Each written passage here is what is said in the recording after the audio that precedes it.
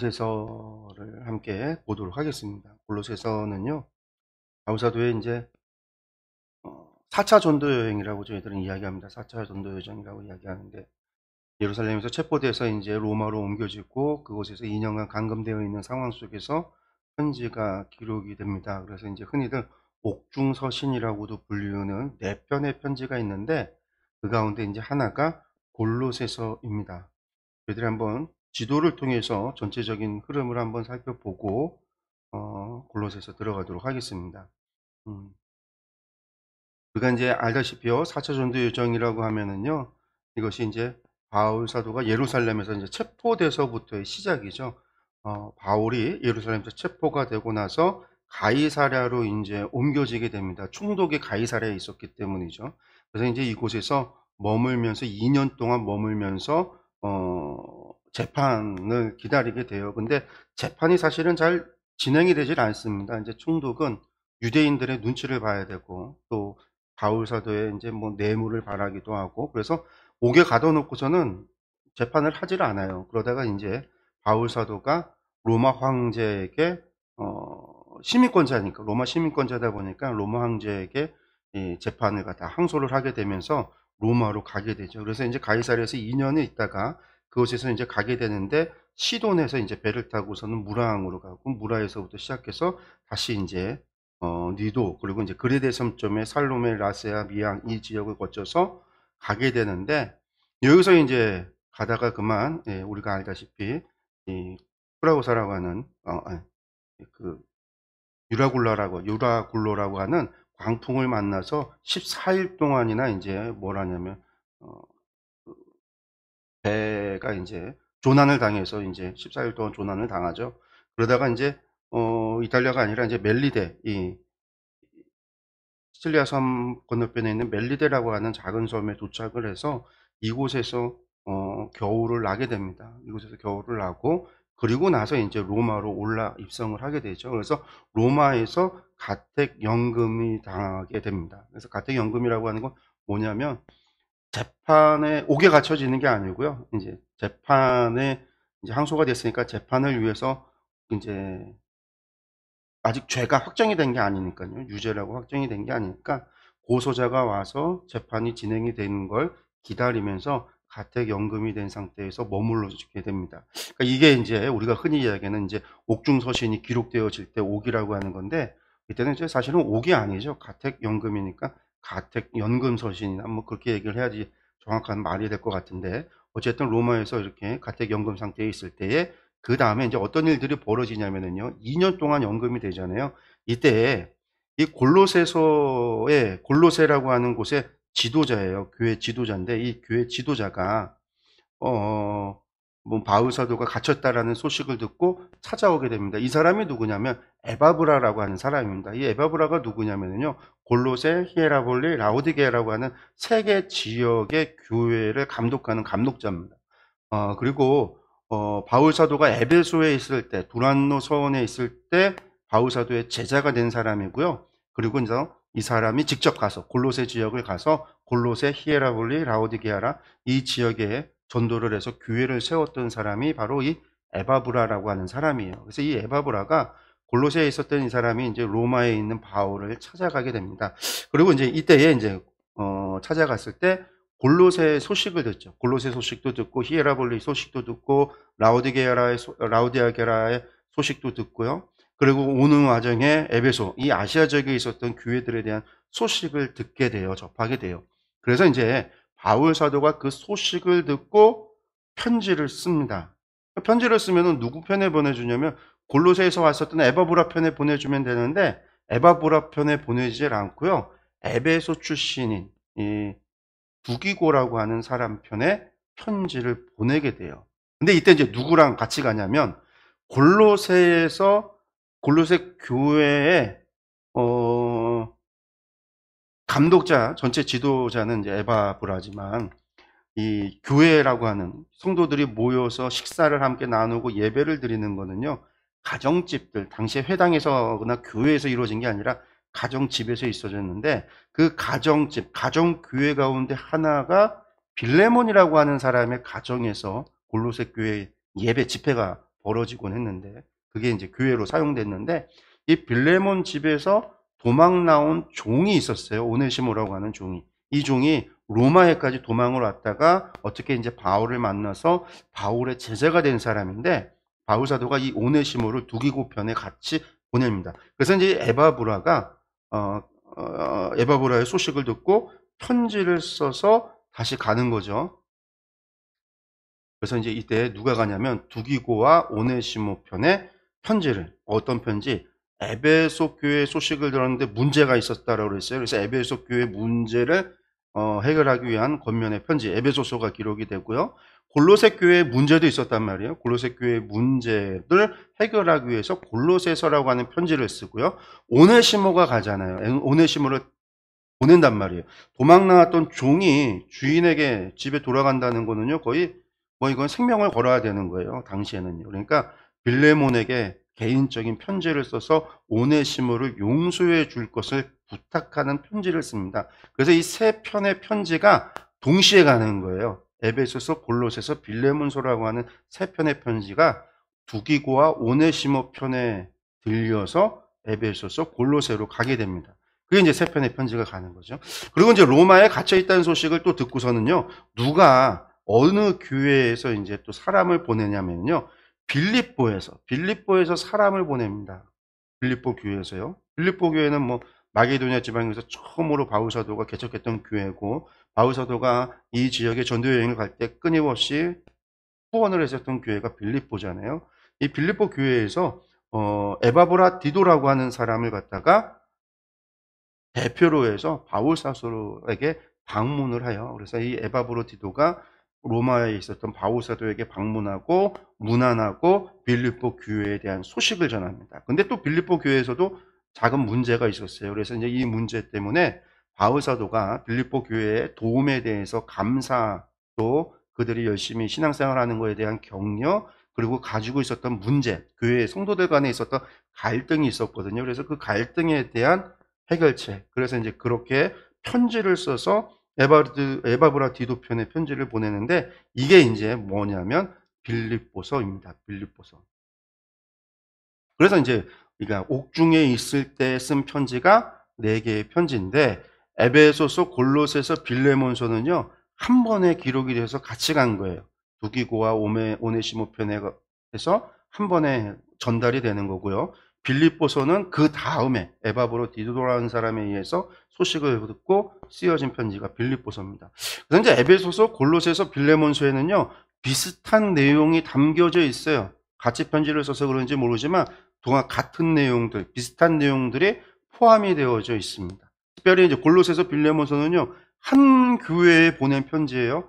교회의 지도자에 해당하는 빌레몬, 그리고 골로새 교회 교인들에게 보낸 편지다 보니까 이 안에는요, 교회에게 보내는 편지, 지도자에게 보내는 편지, 이게 이제 교회에 대한 당부하고 그 당부를 실천할 것에 대한 요구가 있어지고 하는 식으로 편지의 내용이 좀 밀접하게 관계되어져 있는 내용들이 담겨져 있습니다. 그래서 우리가 이제 편지를 볼 때는 에베소서, 골로새서 이 두 편의 편지도 또 이제 같이 봐요. 그래서 사람들이 쌍둥이 서신이다라고도 이야기하는데 같이 가서 쌍둥이 서신이 아니라 내용이 비슷하기 때문에 그래요. 특별히 이제 에베소 같은 경우는 에베소서는 교회를 이야기하면서 그리스도의 몸된 교회를 이야기한다면 골로새서는 그 교회의 머리 대신 예수 그리스도에 대해서 이야기하다 보니까 이 두 가지 편지가 서로 간에 상호 보완이 되는 거죠. 아, 교회라고 하는 건 성도들은 교회의 지체고 이 교회의 머리는 예수 그리스도시구나라는. 그래서 이제 이런 부분에 있어서 에베소서, 골로새서가 쌍둥이 서신이라고 이야기를 하는데 이게 이제 비슷한 시기에 같은 시기에 기록이 되어졌기 때문에 그렇지만 그렇다고 해서 두 개가 똑같은 건 아니에요. 왜? 에베소서가 처해 있었던 문제하고 골로새가 가지고 있었던 문제가 달라요. 달라. 전혀 다른 문제를 가지고 있었어요. 특별히 골로새 교회에 가지고 있었던 문제는 이단의 문제가 컸고 에베소 교회에 가지고 있었던 문제는 성도들이 다양했어요. 다양한 민족, 다양한 계층의 성도들이 모여 있었기 때문에 계층 간의 민족 간의 갈등이 교회 안에 있었어요. 교회 안에. 그러다 보니까 이제 에베소에서는 그 성도들 하나하나 지체에 대한 이야기를 이야기할 수밖에 없는 거예요. 그래서 이제 에베소와 골로새가 각각이 가지고 있었던 문제에 걸쳐서 편지가 기록됐다라고 기억을 하시면 되겠습니다. 그 가운데 이제 저희들이 먼저 골로새서에 대한 편지를 좀 먼저 보려고 합니다. 뭐 순서로는 신약 성경 순서로는 에베소서가 먼저 되어져 있죠. 먼저 되어져 있고 보통 이제 에베소서 편지 보내고 골로새서 편지 보내고 뭐 그렇게 가는데 저희는 이제 뭐 골로새부터 먼저 편지를 좀 보도록 하겠습니다. 편지의 이름은요, 프로스 콜로사이에스라고 합니다. 골로새인들에게 보내는 이런 이제 의미가 있고요. 그래서 골로새서 이제 우리가 이제 그 이름을 따왔습니다. 그러니까 이제 바울 서신 같은 경우는요, 전부 다 수신자의 받는 사람이 누구냐를 따라서 이제 편지를 제목을 적었다고 그랬죠. 기록자는 바울입니다. 바울. 본서 자체가 증언하고 있죠. 1장 1절에서 2절의 말씀 보면 하나님의 뜻으로 말미암아 그리스도 예수의 사도된 바울과 형제 디모데는 골로새에 있는 성도들 곧 그리스도 안에서 신실한 형제들에게 편지하노니 우리 아버지 하나님으로부터 은혜와 평강이 너희에게 있을지어다. 이렇게 이제 편지를 시작을 해요. 그래서 이제 바울 사도가 편지를 썼구나. 우리가 이제 다 그렇게 보는 거죠. 그런데 이제 바울이 쓰지 않았다라고 하는 의견들도 있어요, 여러분. 어떤 의견이 있냐면 골로새서의 문체와 용어가 바울 서신, 특별히 이제 바울 서신이라고 인정받는 게 로마서잖아요. 갈라디아서, 로마서 같은 편지하고는요, 문체가 다르고 용어도 다르다라는 거예요. 아주 세련된 문장과 단어와 어투를 쓰는 거예요. 이건 그러니까 갑자기 그 전에 갈라디아서나 로마서, 갈라디아서 같은 경우는 뭐 좀 되게 거칠었는데 표현과 말투가 거칠고 사용되는 단어들도 좀 거친 단어들이 사용되어진 반면에 골로새서는 마치 이거는 뭐 국문학을 전공한 사람이 편지를 쓰듯이 아주 세련된 문체라는 거예요. 그러니까 사람이 이렇게 바뀐다라는 거는 있을 수가 없다. 이렇게 이야기를 하죠. 또 2세기에 유행했던 영지주의가 골로새서 2장에 보면 나온다라는 거예요. 네, 이 기독교 영지주의입니다. 2단 가운데 기독교 영지주의. 이 기독교 영지주의가 뭐냐면은요, 영은 거룩하고 육신은, 물질은, 거룩하지 못되다, 속되다, 악하다라고 보는 게 영지주의예요. 그래서 영과 물질을 이분법적으로 나눈다 해서 이원론, 이분법 이렇게 나누는 거죠. 그래서 선과 악을 나누고 영과 육을 나누고 그래서 이제 예수님께서 그렇게 되면 이제 문제가 뭐냐면 성육신 하셨다라는 거를 말이 안 되는 거죠. 하나님이 왜 육신으로 와? 육신이 악한데. 성육신을 부인해요. 예수님의 성육신이 부인되면 예수님의 십자가의 죽음도 부인될 수밖에 없죠. 반대로 예수님을 십자가에 못 박아 죽인 사람들은요, 다 잘한 사람들이에요. 왜? 예수의 영을 육체로부터 해방시킨 사람들이잖아요. 그러니까 제자들 중에서도 누가 제일 뛰어난 사람이냐면 가룟 유다예요. 예수님 팔아먹은. 그래서 이제 예수님을 육체로부터 해방시켰다. 이게 영지주의예요. 기독교 영지주의. 그건 이제 간단하게 설명을 하면 이제 그렇게 이야기할 수 있는데, 이런 기독교 영지주의가 2세기에 시작이 되는데, 골로새서 보니까 영지주의의 흔적이 나온다라는 거죠. 그리고 이제 골로새서에 나타나는 신학이 볼 때 다른 데랑 좀 많은 차이가 있다라는 거예요. 너무 발전이 된 거예요. 신학적인 접근을 해도 아까 문체와 용어가 세련됐다고 했는데 그 얘기는 그의 논리가 세련되어졌다라는 거예요. 신학이 세련되어졌다라는 거예요. 논리적이 됐다. 그러니까 발전됐다라는 얘기예요. 이제 이런 거를 들어서 사람들이 이게 바울 서신의 편지가 아니라 다른 사람의 바울의 이름을 당시에는요, 위대한 사람의 이름을 따서 편지를 쓰는 경우는, 글을 쓰는 경우가 많았어요. 자기의 이름을 내세우는 게 아니라, 저자가 아니라 당시 유명한 사람의 이름을 써서 글을 쓰는 게 이상한 게 아니었거든요. 오늘날에는 이거는 이제 죄가 되잖아요. 오늘날에는 죄예요. 다른 사람의 이름을 써서 그렇게 했다면 거짓이 되니까 죄가 되지만, 당시에는 그게 죄가 아니라 그냥 문학적으로 편지를 쓰거나 책을 쓰거나 뭐 그런 걸 만들어낼 때 전혀 문제가 되지 않는, 오늘의 법으로 바라봐서 안 되고 당시에는 전혀 문제가 되지 않는 그런 상황이었기 때문에 바라볼 때 이거는 다른 사람이 바울의 이름을 빌어서 편지를 쓰고 있는 게 아닐까, 이렇게 이제 생각을 하는 학자들도 있는 거죠. 그런데 이제 우리가 이제 생각해 본다면 그래요. 뭐가 있냐면 문체나 용어가 다르다라는 거는요, 시간이 지나면 사람의 말투가 달라질 수밖에 없잖아요. 바울 사도가 갈라디아서를 쓸 때랑 지금 골로새서를 쓸 때랑 한 시간이 얼마나 많은 시간이 흘렀냐면 최소한 6, 7년 정도의 시간이 흘렀단 말이죠. 사람이 지나면 당연히 말투와 어투가 달라질 수밖에 없다라는 거고, 우리가 로마서도 봤지만 로마서는 누가 썼어요? 다른 사람이 대필 했어요. 쓰는 사람이 말을 해도 그 사람의 쓰는 사람의 문체, 그 사람의 지적인 수준에 따라서 문장은 얼마든지 바뀔 수 있다라는 거죠. 그래서 이제 골로새서가 쓰여졌던 것이 에베소서도 마찬가지고 골로새서도 마찬가지지만 문체나 용어가 다른 서신, 바울 서신과 비교했을 때 다르다라고 하는 것은 뭐 문제가 되지 않는다. 얼마든지 바뀌어질 수 있는 여지가 있다라는 거죠.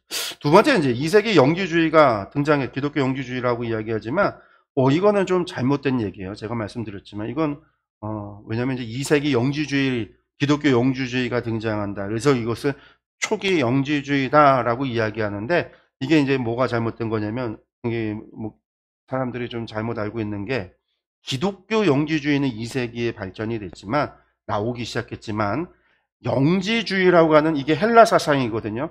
헬라 철학인데 헬라 철학의 영지주의가 등장한 건 BC 4세기예요. 600년 전에 벌써 나오기 시작한 거예요.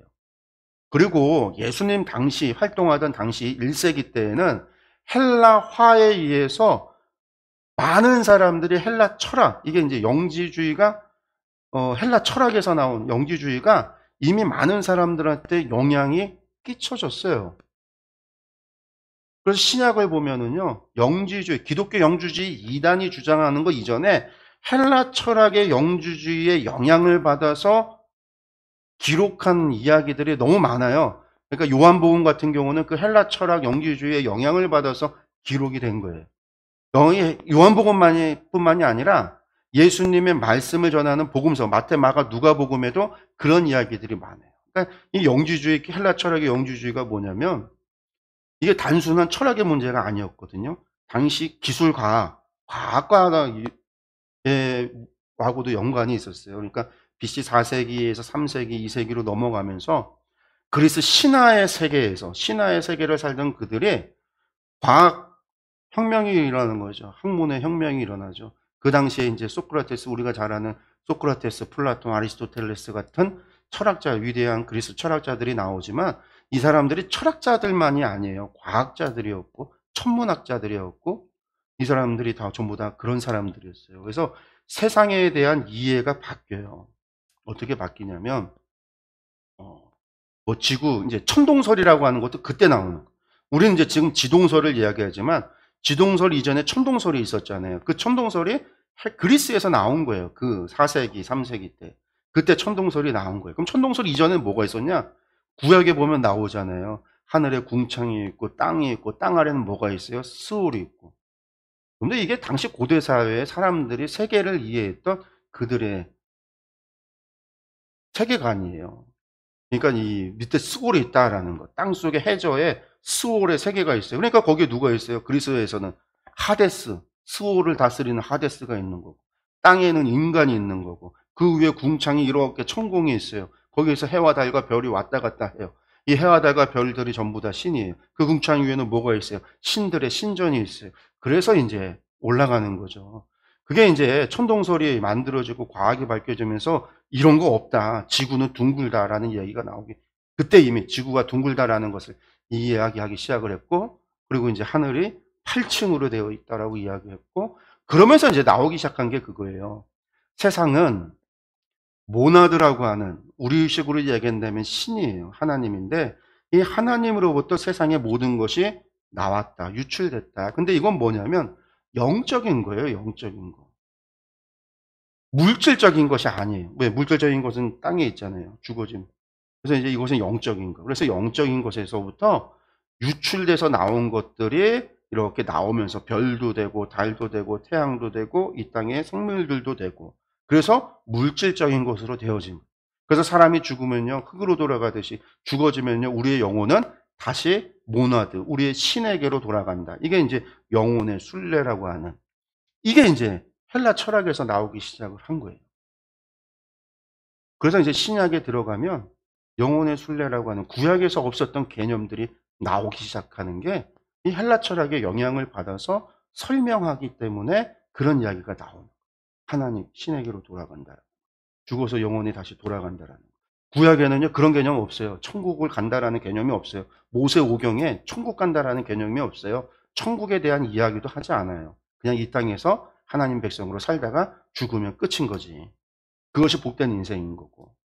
그래서 이제 이게 4세기부터 시작이 된 거예요. 이게 1세기 때 모든 신학의 문서에 이 헬라 철학의 영지 철학이, 이 영지주의가, 영지가 지혜라는 말입니다. 이 지혜가 이게 영향이 미쳐졌기 때문에 이게 지금 2세기의 기독교 영지주의의 영향이고, 그래서 골로새서가 2세기 때 기록된 거다, 틀렸다라는 거예요. 이미 그때 있었다라는 얘기고요.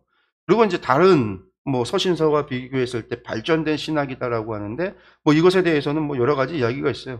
왜냐하면 이제 이 로마에서 연금 상태에 있을 때 바울 사도가 그 기간이 바울 사도의 사역의 기간 전체를 볼 때는요, 가장 평안했던 기간이라고 이야기들을 합니다. 왜?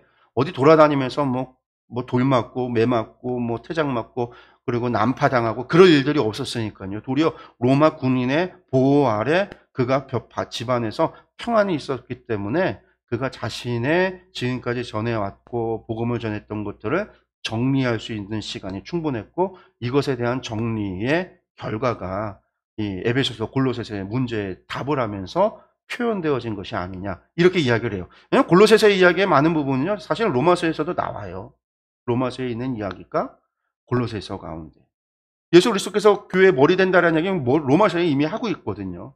그러니까 이제 그것이 조금 더 자세하게 발전되게 설명한 것은 충분히 가능하다. 그래서 바울 사도의 편지가 아니다라는 이야기는 뭐 여러 사람들이, 이런 학자들이 이야기를 하지만, 가능성을 두고 이야기하지만, 그렇지만 그보다는 바울의 서신이다라고 하는 것이 더 옳다. 편지 자체가 증언하고 있고 그 이야기 속에서는 얼마든지 그런 가능성들이 있을 수 있다라고 우리가 볼 수가 있습니다. 수신자는요, 골로새 교회 교인들입니다. 그리고 이제 라오디게아 교회 교인들도 이 편지를 보라고 했어요. 그리고 이제 이게 골로새, 라오디게아, 히에라볼리의 회람이 되어졌을 것이다 라고 우리가 추정을 합니다. 4장 16절 말씀 보면 나오죠. 너희가 읽은 후에 라오디게아의 교회에게도 읽게 하고, 그 라오디게아 교회 교인들에게도 읽게 하라는 거예요. 그리고 라오디게아로부터 오는 편지도 너희가 읽어라. 거기서부터도 오는 편지가 또 있을 거라는 얘기예요. 그래서 이제 사람들은요, 라오디게아에게도 편지를 썼다라고 생각을 해요. 그래서 에베소서, 라오디게아서, 골로새서 편지들이 있었을 거다. 근데 지금 라오디게아서는 없어졌지만, 혹은 에베소 편지가 에베소에서 라오디게아로 그리고 골로새로 올 수도 있다라고 주장하는데, 어쨌든 이 회람, 서로 돌려가면서 편지를 보도록 부탁하고 있고, 라오디게아로부터 오는 편지가 분명히 있었다라는 거죠. 그렇게 주장이 되고 있습니다. 예, 보면은요, 뭐 골로새와 라오디게아라고 이야기하면 에바브라가 복음 전했던 곳이 있고요. 이게 라오디게아서라고 하는 설이 있다라고 보시면, 생각을 하면 되겠습니다.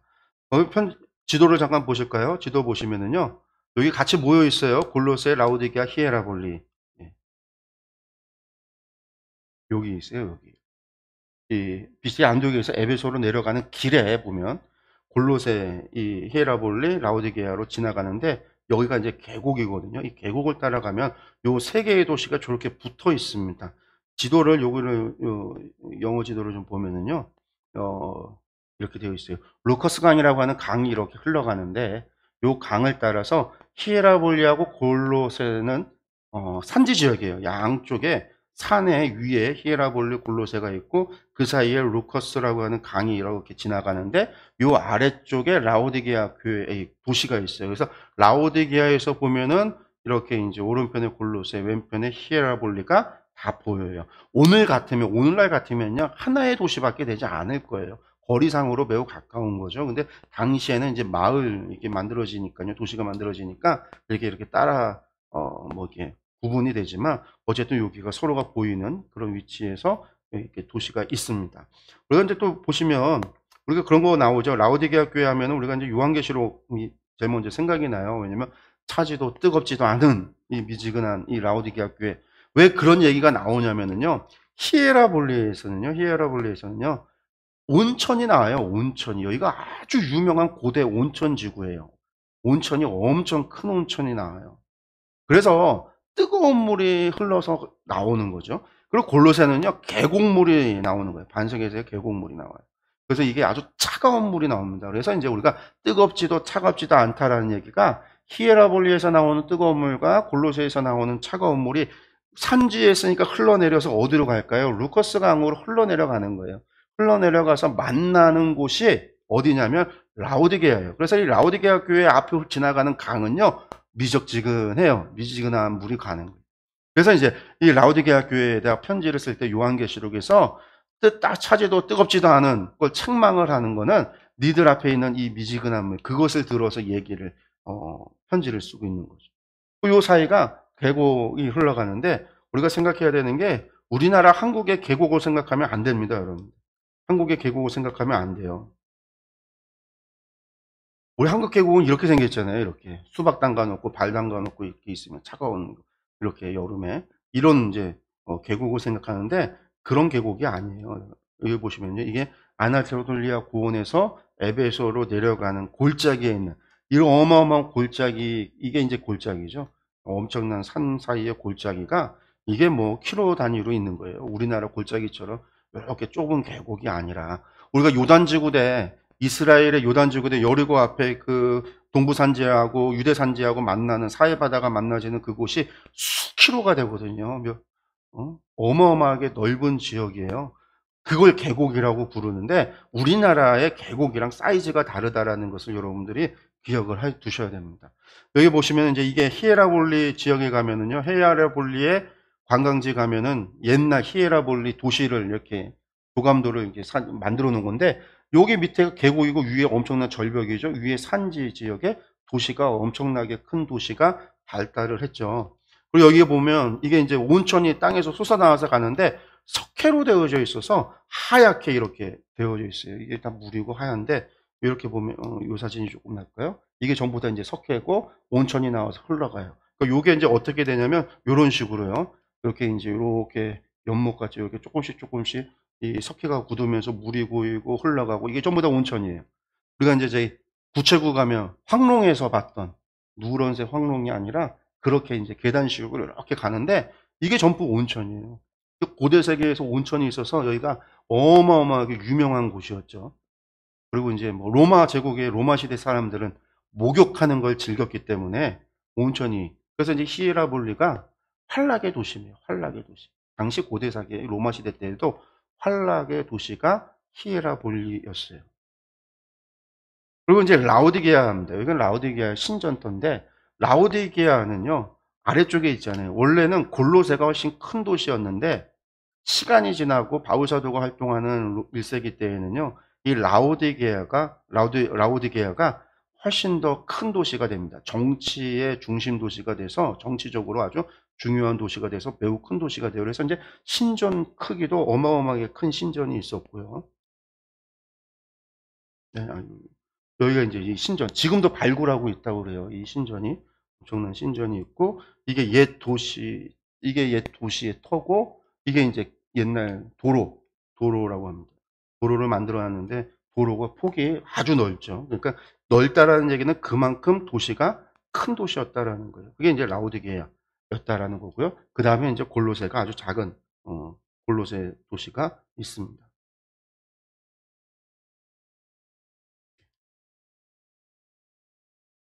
배경을 보면요, 골로새가 어떤 도시였는가 우리가 좀 알아야 되는데, 바울 당시에 이제 주요 무역로에 위치해 있었다라고 해요. 에베소에서 이제 가는 길에 있었던 거죠.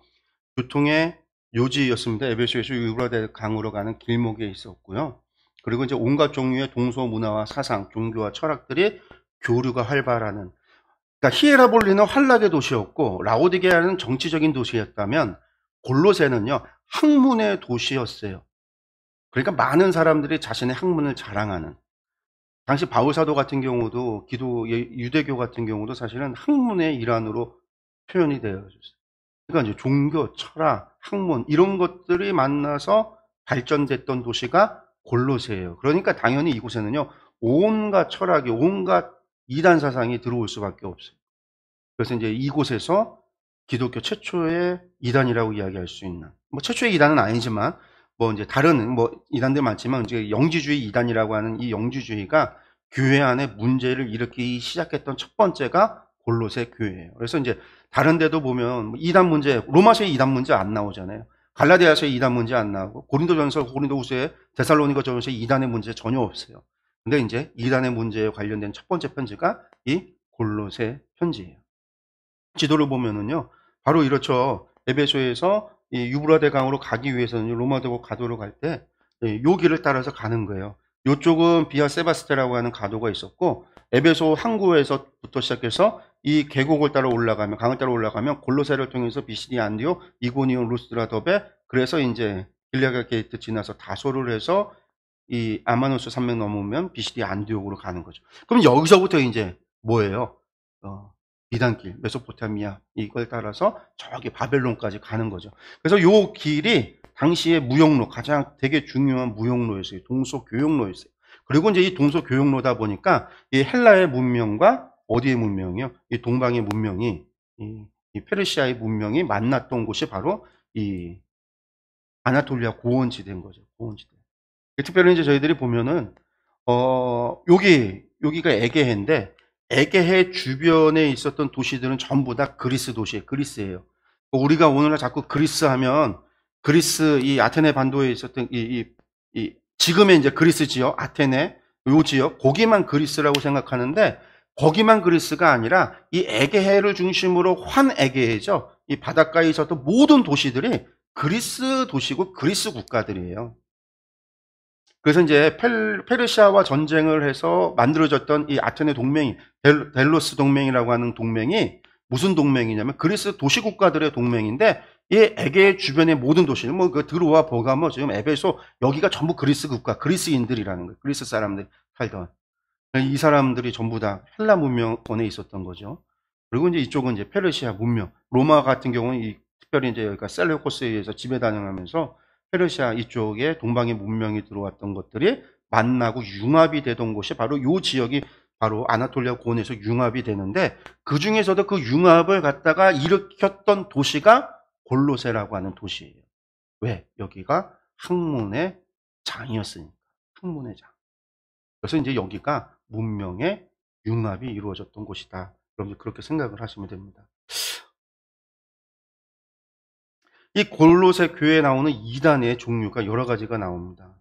여기는 그러니까 뭐 이단이라고 하지만 사실은 이제 교회 위협이 되던 갈등을 일으켰던 것들인데, 세상의 윤리와 도덕의 문제가 있고요, 철학의 사조가 있고요, 인간적인 판단도 있고요, 영지주의도 나타난다라고 하는 거예요.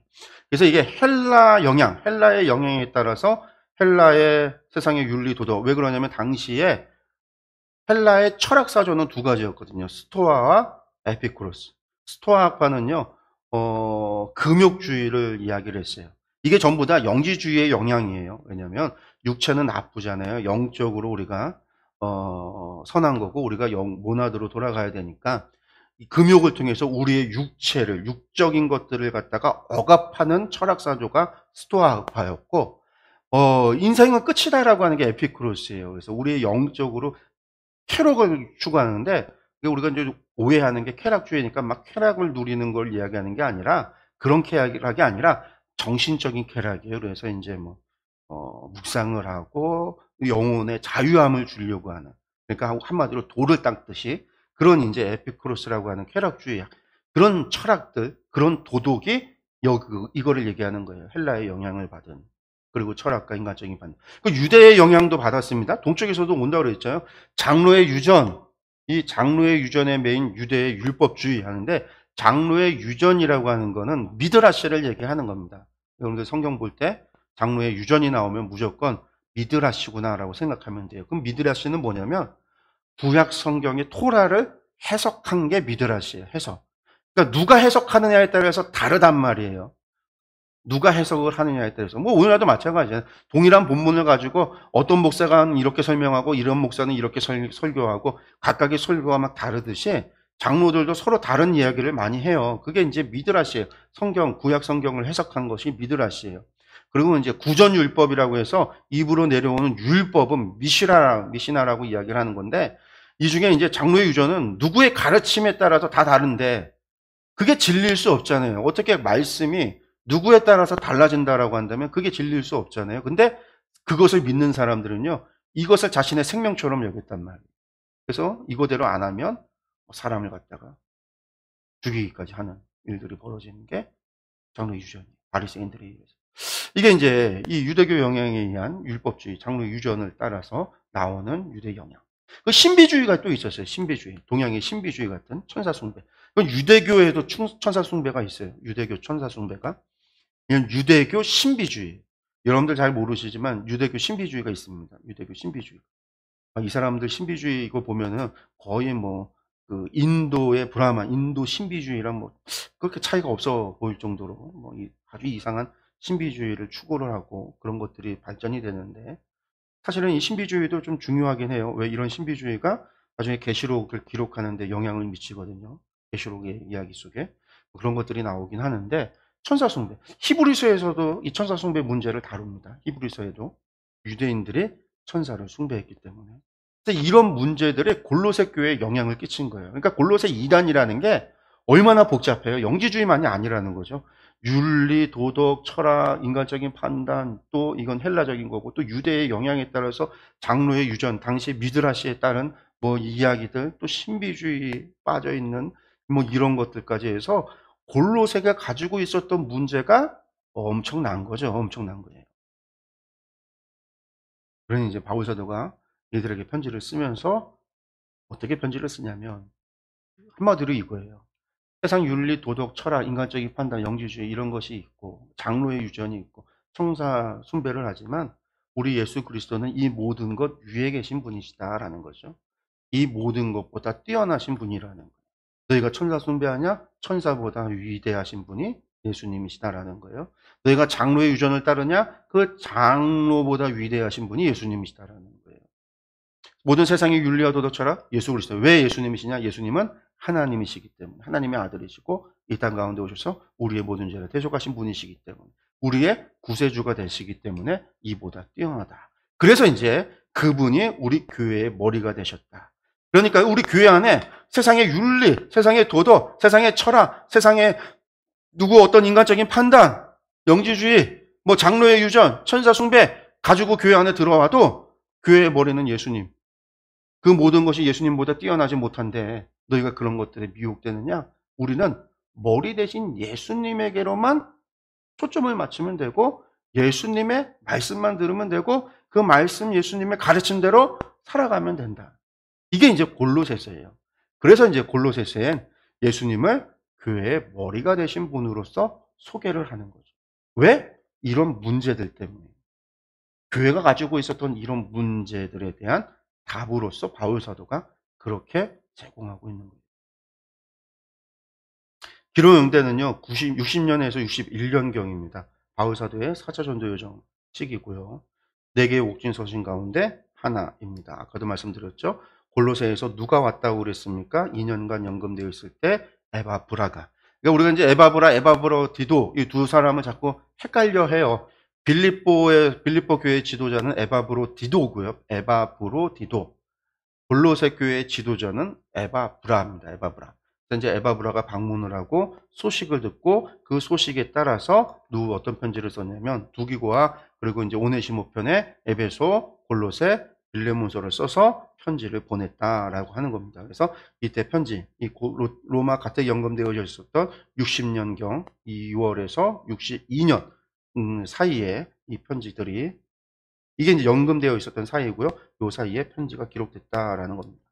기록 목적 보시면요. 골로새 교회에 들어온 거짓 교리, 속임수에 넘어가지 못하도록 하기 위함이다. 아까 말했던 그런 것들이죠. 그리고 골로새 교회 성도들에게 교회의 머리이신 만물의 으뜸 되시는 예수 그리스도의 완전성과 충만성을 강조한다. 그러니까 예수 그리스도로 완전하다라는 거예요. 더 이상 다른 것들이 필요하지 않다라는 거예요. 세상의 철학이, 세상의 윤리가 혹은 장로의 유전이 필요하지 않다라는 거예요. 예수 그리스도로 말미암아 완전한 구원이 이루어졌고 예수 그리스도로 말미암아 충만하다라는 거죠. 더 이상 다른 것이 필요한 것이 없다라는 거예요.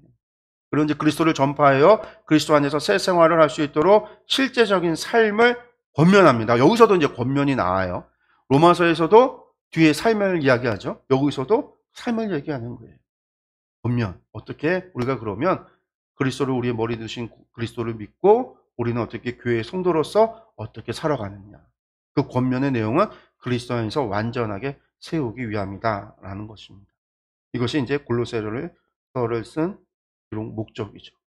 우리가 이제 들어가서 보면은요, 골로새서는 상당히 좀 짧습니다. 1장에서 4장까지 되어져 있는 이제 짧은 서신이에요. 이것을 보면 두 부분으로 1장과 2장, 3장과 4장으로 나눠볼 수가 있고요. 전반부 1, 2장은요, 교회의 머리이신 그리스도에 대해서 이야기하고 있고, 3장과 4장은요, 그리스도 안에서 새로운 삶입니다. 그러니까, 전반부에서는 골로새 교회가 가지고 있었던 문제에 대한 답을 주고 있고, 그러니까 여기에는 그런 문제들이 또 나오겠죠. 앞에 전반부의 문제들이.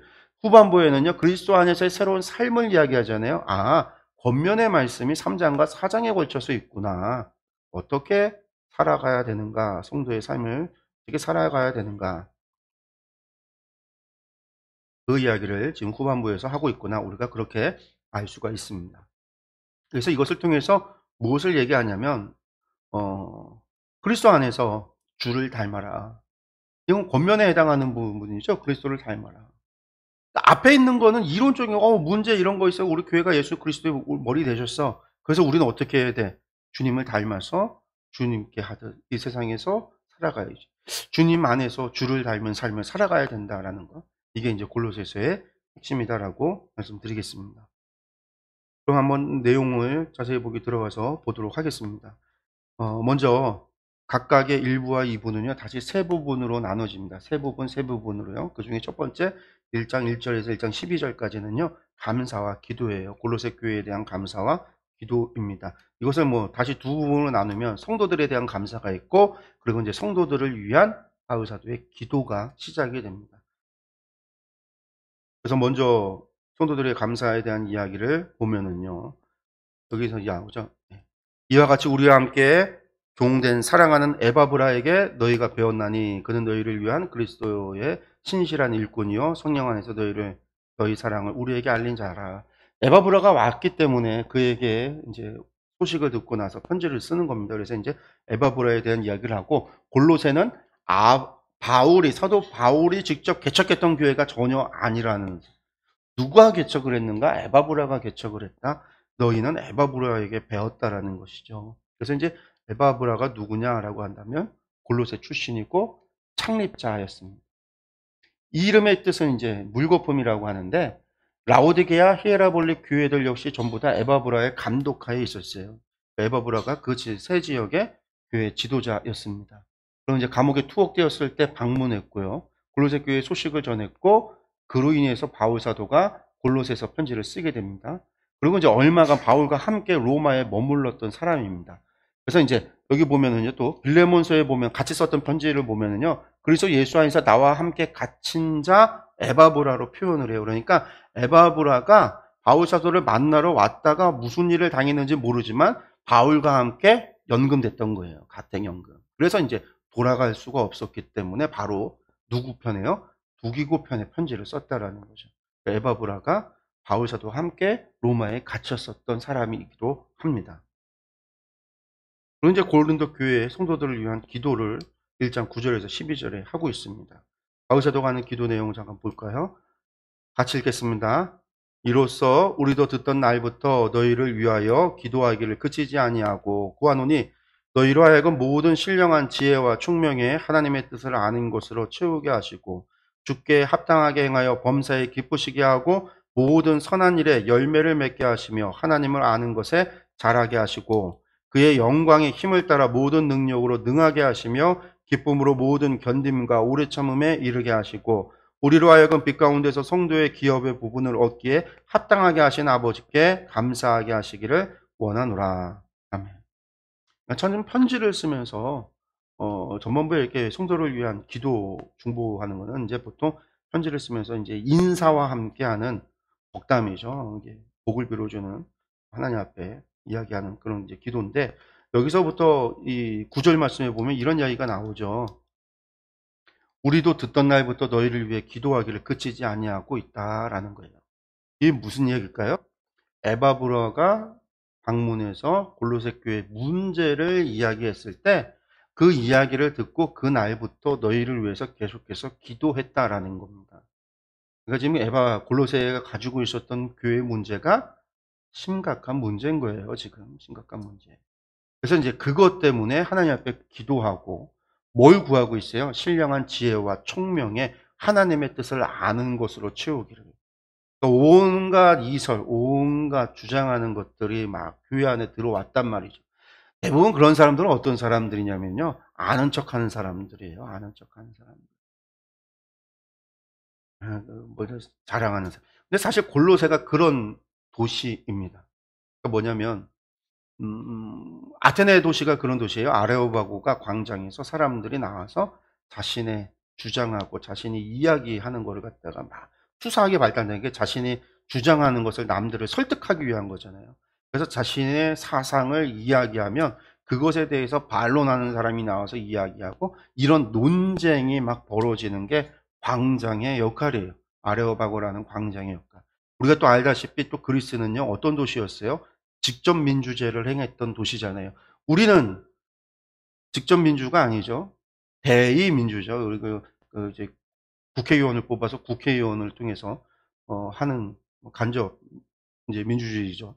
근데 당시에는 모든 사람들이 투표권을 하고 모든 사람이 논쟁에 참여해서 그런 일. 근데 거기에서는요, 말 잘하는 사람이 목소리 크고 말 잘하고 사람들을 끌어당기는 사람이 이 지도자가 되는 거예요. 그게 이제 민주주의인데 그런 문화가 발달됐던 도시가 아테네, 헬라 문명. 그래서 이제 서로 간에 막 그 논쟁을 하는, 서로 간에 이야기를 주장하는. 그래서 이제 말 잘하고 말 이야기하는 사람들이 많을 수밖에 없어요. 근데 골로새가 학문의 도시라고 그랬잖아요. 그런 철학과 그런 사상이 있는 사람들이요, 광장에 나와서 자기 생각을 이야기하고 떠드는 거예요. 전도하기는 편해요. 왜? 바울사도 같은 사람, 새로운 기독 예수님을 전하겠다고 나온 사람들이 나와서 이야기하면요, 다 그 자리를 내줘요. 그래, 당신도 오늘 한번 이야기해봐. 새로운 이야기 한번 들어볼게. 그래서 사람들이 듣고 와서 구경하고 보고 그리고 그런 걸 이야기하는데 전혀 문제가 생기질 않죠. 그래서 아테네에서 바울사도가 복음 전했을 때 문제가 발생을 안 해요. 고린도에서 문제가 발생하고 에베소에서 문제가 발생하고 빌립보에서 문제가 발생하고 데살로니가에서도 문제가 발생을 해도 아테네에서 문제가 발생을 안 해요. 그리고 거기에서 그 말을 듣고 믿는 자가 발생을 해서 아테네 교회가 시작하고 그 교회가 지금까지 남아 있어요. 그리스 종교회로. 그게 이제 그리스 종교회 모태라고 그러는데 어쨌든 그런 도시가 골로새 도시란 말이에요. 그러니까 교회 안에도요. 본로 에바브라가 가르쳤어요. 복음을 전했단 말이에요. 그런데 이제 그것을 듣고선도 또 서로 잘났다라고 이야기하고 말하는 사람들이 많을 수밖에 없는 거예요. 교회 안에서 서로가 잘났다라고 떠들기 시작하는데 그 이야기가 예수 그리스도에 대한 복음이 아니라 어디서 주워졌고 세상에서 배워왔고 다른 사람한테 들어왔던 아니면 과거에 내가 배웠고 과거에 내가 행위했던 그것을 가지고 와서 교회 안에서 이야기를 하는 거죠. 그러면서 그걸 가지고 수사학적으로 논쟁에서 이기려는 거예요. 수사학적으로 이기면 그게 정답이 되냐? 정답이 아니에요. 복음이라고 하는 게 논쟁 싸움에서 말싸움에서 이기면 그게 정답이 아니잖아요. 복음은 복음으로서 진리인 것이지. 근데 골로새 교회에 지금 이런 문제들이 지금 발생을 했기 때문에. 골로새라는 도시가 그런 도시였기 때문에. 바울사도가 그 얘기를 듣고 이 일을 위해서 기도하기를 그치지 않았다라는 거죠. 그리고 난 다음에 이제 1장 13절에서 2장 5절에 걸쳐서 영광의 소망이신 그리스도에 대해서 이야기합니다.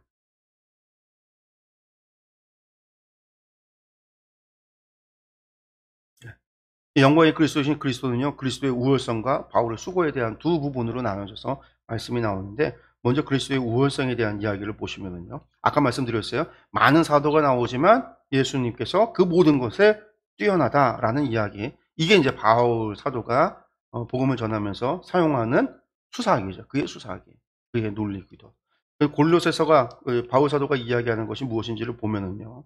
13절부터 20절까지 그리스도의 우월성에 대한 부분들 말씀 같이 읽어보겠습니다.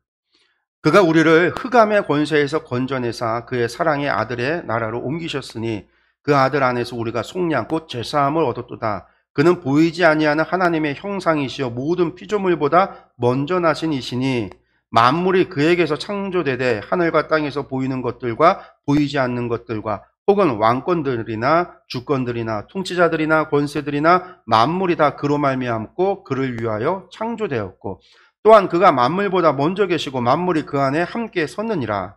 그는 몸인 교회의 머리시라. 그가 근본이시요 죽은 자들 가운데서 먼저 나신 이시니 이는 친히 만물의 으뜸이 되려 하심이요 아버지께서는 모든 충만으로 예수 안에 거하게 하시고 그의 십자가의 피로 화평을 이루사 만물 곧 땅에 있는 것들이나 하늘에 있는 것들이 그로 말미암아 자기와 화목하게 되기를 기뻐하심이라. 어떻게 읽어보면요, 요한복음 1장에서 이야기하는 거랑 좀 비슷하죠. 예수님께서 어떻게 우월하시냐라는 거예요. 예수님께서 어떻게 우월하시냐. 그분은 어떤 분이에요? 사랑의 아들. 그러니까 흑암의 건전에서 하나님께서 그를 사랑의 아들인 예수님을 하나님의 나라로 옮기신 분이다. 하나님께서 옮기셨죠. 그리고 그분은 또 어떤 분이에요? 우리가 속량, 죄사함을 그로부터 받았다라는 거예요. 예수님으로부터 우리가 속량함을 받았다. 그는 또 어떤 분이에요? 보이지 않는 하나님의 형상. 그는 보이는 하나님이시다라는 거예요. 그래서 모든 피조물보다도 먼저 되신 분이 예수님이시다라는 거죠. 그 만물이 그에게서 창조. 우리가 요한이 이야기한 것, 1장에서 요한이 얘기했듯이 만물이 그에게서 창조되되 하늘과 땅에 보이는 것과 보이지 않는 것들 모든 것이 그로 말미암고 그로 말미암아 그를 위해 창조됐다라는 거예요. 그러니까 그분은 누구예요? 세상 그 모든 것보다 우월하실 수밖에 없는 거죠. 그리고 그런 그분이 이제 교회, 몸인 교회의 머리가 되셨다라는 거예요. 그가 근본이고 그는 죽은 자들 가운데서 먼저 나신. 그래서 친히 만물, 모든 만물의 으뜸이 되셨다라는 거예요. 그러면서 그는 모든 충만으로 예수 안에 하나님께서 거하게 하셨다. 이 충만한, 이거 예수님의 완전성이에요. 완전. 충만하니까 더 이상 다른 것이 필요하지 않은 그것으로 말미암아 완전한. 예수님은 만물 안에서 우리를 구원하기에 또한 만물을 다스리기에 만물을 있게 하기에 예수 그리스도 안에서 충만하다라는 거죠. 예수 그리스도 안에 거하게 하셨다. 예수님의 우월성에 대해서 이야기합니다. 그리고 이제 바울사도가 자신의 수고에 대해서 이야기하는데 나는 이제 너희를 위하여 받는 괴로움을 기뻐하고 그리스도의 남은 고난을 그의 몸된 교회를 위하여 내 육체에 채우노라. 내가 교회의 일꾼 된 것은 하나님이 너희를 위하여 내게 주신 직분을 따라 하나님의 말씀을 이루려 함이라. 그래서 바울사도는 지금 내가 너희에게 편지를 쓰거나 내가 너희에게 지금 이렇게 기도를 하고 관심을 갖는 것, 이것은 그리스도의 남은 고난에 내가 동참하기 위함이고 그리고 이를 위해서 내가 내 직분을 따라서 하나님의 말씀을 이루기 위함이다라는 거예요. 근데 우리가 이제 오해하지 말아야 되는 거는 그리스도의 남은 고난이라고 하니까 예수님이 당하신 고난이 불충분하거나 충분하지 못해서 남겨진 것들이 있어서 그 몫이 우리가 당해야 해서 그것을 좀 충분히 채워줘야 되는구나. 우리가 이렇게 오해할 수 있는데 이것은 그걸 의미하는 게 아니에요. 그걸 의미하는 게 아니에요. 충분하지 않았다가 아니라 이 교회가 뭘 해야 돼요? 교회의 사명은요. 마지막까지 땅끝까지 이르러 주의 복음을 전해야 되잖아요. 이게 남겨진 고난이에요. 교회가 감당해야 돼. 예수 그리스도를 선포해야 되는. 근데 교회는 예수 그리스도의 몸된 몸이고 그 머리는 예수님이시니까 교회가 감당해야 될 사명을 이렇게 표현하고 있는 거예요. 그러니까 내 육체를 채운다고 하고서 말하는 건 뭐죠?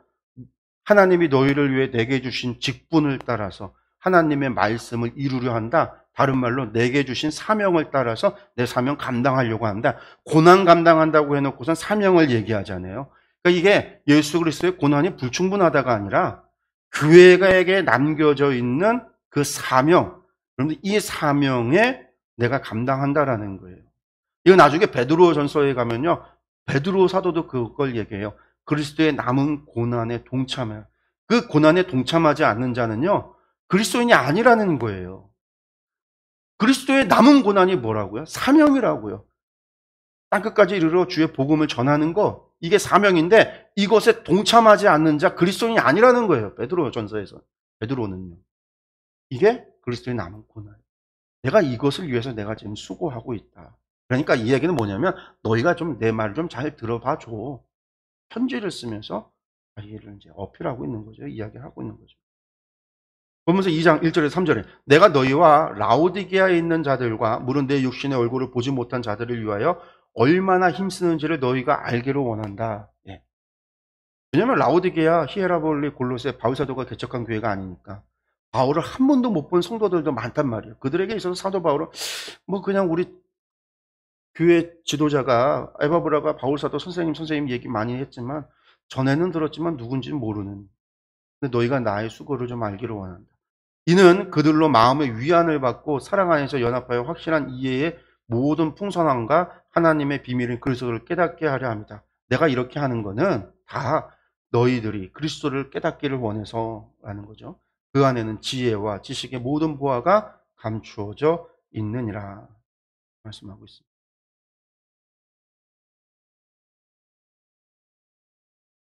그러고 나서 이제 그리스도 안에서 행함 2장 6절에서 2장 23절인데요. 첫 번째 부분의 마지막 부분입니다. 여기는 이제 두 부분을 나눠줘서 믿음의 권면을 하고 사람이 정한 규례를 경계하라라고 이야기합니다. 먼저 믿음에 대한 권면은요. 그러므로 너희가 그리스도 예수를 주로 받았으니 그 안에서 행하되 그 안에 뿌리를 박으며 세움을 받아 교훈을 받는 대로 믿음에 굳게 서서 감사함을 넘치게 하라. 그러면서 8절에 뭐라고 얘기합니까? 누가 철학과 헛된 속임수로 너희를 사로잡을까 주의하라. 이런 사람이 있다라는 거예요. 사람의 전통과 세상의 초등학문을 따름이다. 이것은 이제 그런 것들을 따름일 뿐이다. 그리스도를 따르는 것이 아니다라고 말씀하고 있죠. 그 다음에 이제 사람이 정한 규례 2장 16절에서 23절에서 이야기합니다. 계속해서 이야기하는 거예요. 그러므로 먹고 마시는 거, 절기, 초하루, 안식일을 이유로 누구든지 너희를 비판하지 못하게 하라. 여러분들 이거 뭐라는 얘기일까요? 누가 이런 거를 얘기할까요? 이방인들은 이런 얘기 안 합니다. 누가 얘기해요? 유대인들이 이야기하는 거예요. 유대인 기독교인들이 골로새 교회에 있었다라는 거고, 유대인 기독교인들이 무엇을 얘기하는 거예요? 사실은 이거는요, 율법 얘기하고 있어요. 먹는 거, 레위기 11장 먹는 법, 절기, 초하루, 안식일, 이걸로 비판하지 못하게 하라. 이것들은 전부 다 뭐라고 하고요? 장래일의 그림자니, 몸은 그리스도의 것이라. 장래일의 그림자라는 건 뭐냐면요, 구약의 율법은 모든 예수 그리스도 안에서 완성되잖아요. 예수 그리스도의 모형이라고 제가 이야기하잖아요. 모형이다라는 거예요. 그러니까 예수 그리스도가 오면 그것으로 폐하여주고 예수 그리스도 안에서 완성되어져 있으니까 더 이상 불필요하죠. 먹고 마시는 것의 부정함과 정함이 예수 그리스도 안에서 더 이상 불필요해졌다라는 거예요. 절개 초하루 안식일 예수 그리스도 안에서 다 되어졌다라는 거예요. 중요한 건 예수 그리스도 안에서 그리스도를 믿고 예수 그리스도의 말씀대로 살아가는 것이 중요한 거죠. 아무도 꾸며낸 겸손, 천사 숭배를 이유로 너희를 정죄하지 못하게 하라. 천사 숭배도 이건 유대인들이 하는 이야기. 육신의 생각을 따라 헛되이 과장하는 것일 뿐이다. 20절에 너희가 세상의 초등학문에서 그리스도와 함께 죽었거든 어찌하여 세상에 사는 것까지 규례에 순종하느냐. 붙잡지도 말고 맛보지도 말고 만지지도 말라 하는 것이니 이 모든 것은 한때 쓰이고 없어지는 것이라. 이거 다 뭐예요? 다 유대의 율법, 부정함과 정함에 관한 이야기죠. 사람의 명령과 가르침을 따르는 것이다. 사람의 가르침이라는 건 미드라시라고 얘기했어요. 장로 유전들.